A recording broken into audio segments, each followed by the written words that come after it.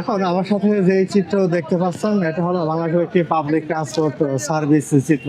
এখানে শুধু আজকের সময় বা আজকের এই দিনটা বা আজ এই সন্ধ্যার সময় সেটা এমন না, রাত্রিকালীন সময় বাদেও নিত্যদিনের চিত্রই কিন্তু এমন।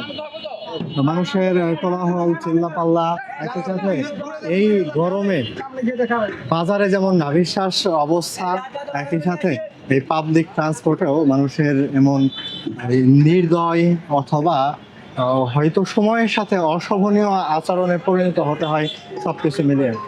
এখানে শুধু যে পুরুষদের চিত্র এমনটা ধাক্কাধাক্কি বা কোলাহলের মধ্যে যায় বিষয়টা এমন না। যখন একটা নারী এই বাসে বা এমন পাবলিক ট্রান্সপোর্টে, বাংলাদেশের পাবলিক ট্রান্সপোর্টের মধ্যে কেবল বাস এবং রেল যোগাযোগ ব্যবস্থায় জনগণের জন্য সবচেয়ে বহুল জনপ্রিয় মাধ্যম। তার মধ্যে ঢাকার মধ্যে বাসই সবথেকে বেশি। তো আমার পেছনের যে চিত্রটা দেখতে পাচ্ছেন, সময়ের সাথে বাস যত সামনে এগিয়ে যাচ্ছে তার গন্তব্যের দিকে, প্রত্যেকটা বাস স্টপেজেই কিন্তু এভাবে যাত্রী নামছে এবং যাত্রী উঠতেছে। তো সেই সাথে বিশেষ করে যা বলতে লাগছিলাম, কোনো নারী যদি ওঠে তো আপনারা বুঝতেই পারছেন যে এই ভিড়ে এই ধাক্কাধাক্কির মধ্যে একজন নারীর জীবন চিত্র কি হতে পারে। বিশেষ করে বাংলাদেশের মানুষ স্বাভাবিকত ধর্মপরায়ণ এবং তারা তাদের নিজেদের ইজ্জত বা সম্ভ্রমকে আলাদা চোখে বা আলাদাভাবে রেখেই চলাচল করেন।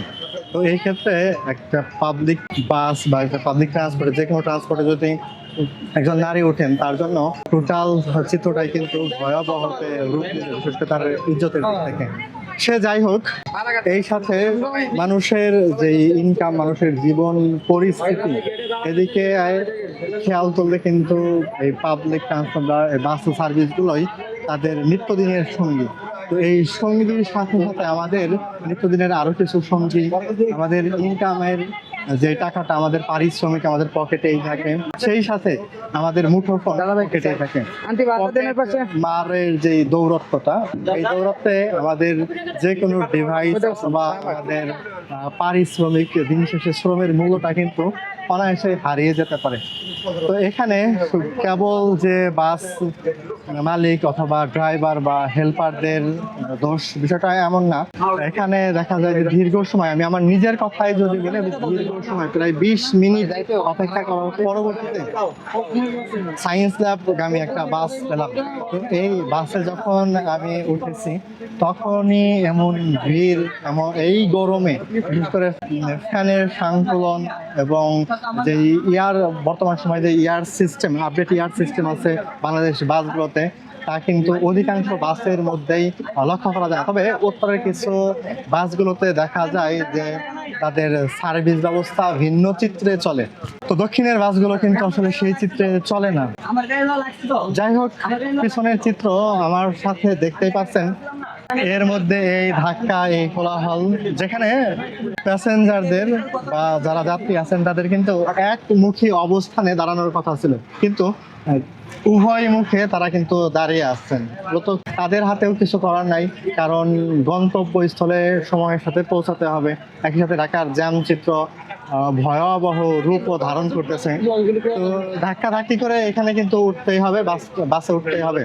এবং যখন এই উভয় মুখে যাত্রীরা দাঁড়িয়ে থাকে তো তাদের কিন্তু বড় সমস্যা হয়ে দাঁড়ায় যখন পিছন থেকে যাত্রীগুলো সামনে আসেন। দুই দিকের দুই দিকের মানুষকে উপেক্ষা করে যখন সামনের পানে এগিয়ে আসেন, তো ওই ক্ষেত্রে কিন্তু ধাক্কা ধাক্কি বা চাপ লাগা, যারা অসুস্থ যাত্রী আছেন তাদের জন্য কিন্তু দুর্ভোগের আরাকামি ঢাকার এই বাসগুলো।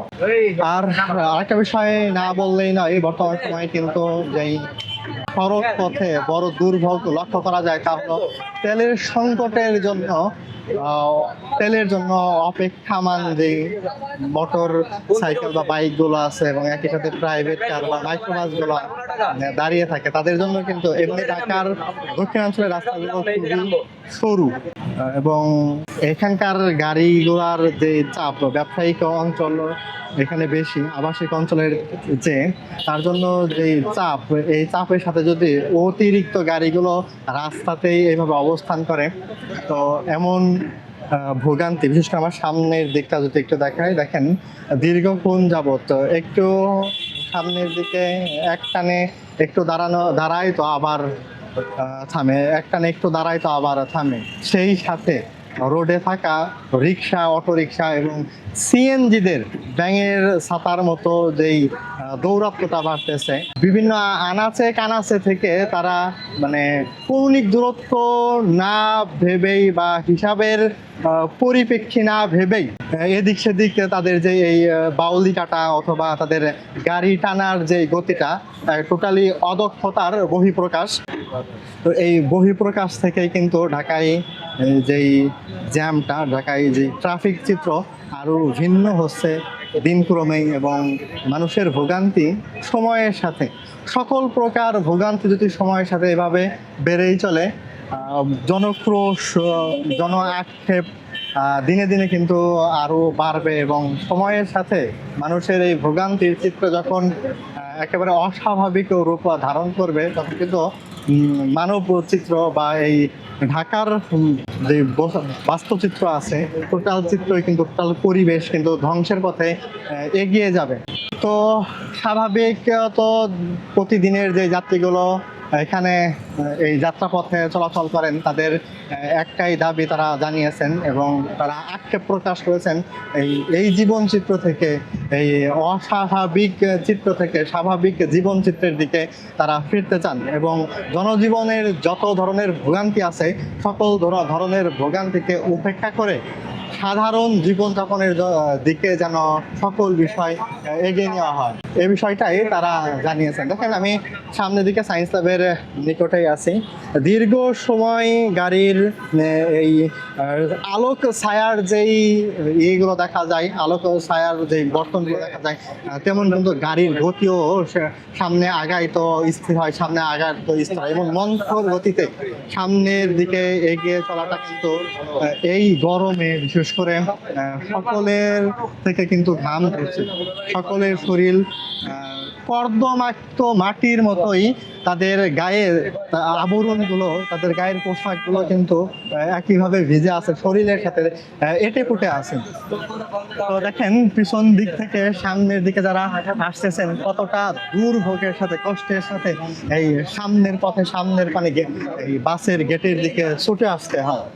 তো যাই হোক, একই সাথে আমি নিজেও আপনাদেরকে বাস থেকে বের হয়ে বহির্গমন পথটা এবং বহির্গমনের দৃশ্যটা যে কতটা কষ্টের, এই বিষয়টাই দেখেন। আরেকটা বিষয় এখানে না বললেই নয়, বাস যখন রোডের পাশে দাঁড়িয়েছে, তখন কিন্তু এই যে আমার পাশ দিয়ে যেখানে প্যাসেঞ্জাররা নামবে বা যাত্রীরা নামবে, সেই পথটা দিয়েই কিন্তু এমন মোটর সাইকেল বা এই অটো রিক্সাগুলো বা রিক্সা বা সিএনজিগুলো এভাবে আসতেছে। তো এই আসাতে কিন্তু সাধারণ কোনো অসুস্থ যাত্রী বা সমস্যাগ্রস্ত যাত্রী যারা উঠানামায় কষ্ট পোহাতে হয়, তার জন্য কিন্তু টোটালি একটা ভোগান্তি, বা যে কোনো সময় একটা দুর্ঘটনা ঘটতেই পারে, এমন পরিস্থিতির মধ্যে তাদেরকে চলতে হয়। টোটাল ঢাকাবাসীর যেই জীবন চিত্র লক্ষ্য করা যাচ্ছে, এই জীবন চিত্রের মধ্যে তারা কিন্তু এই অসহনীয় গরমে অসহনীয় জীবনযাপন করতেছেন।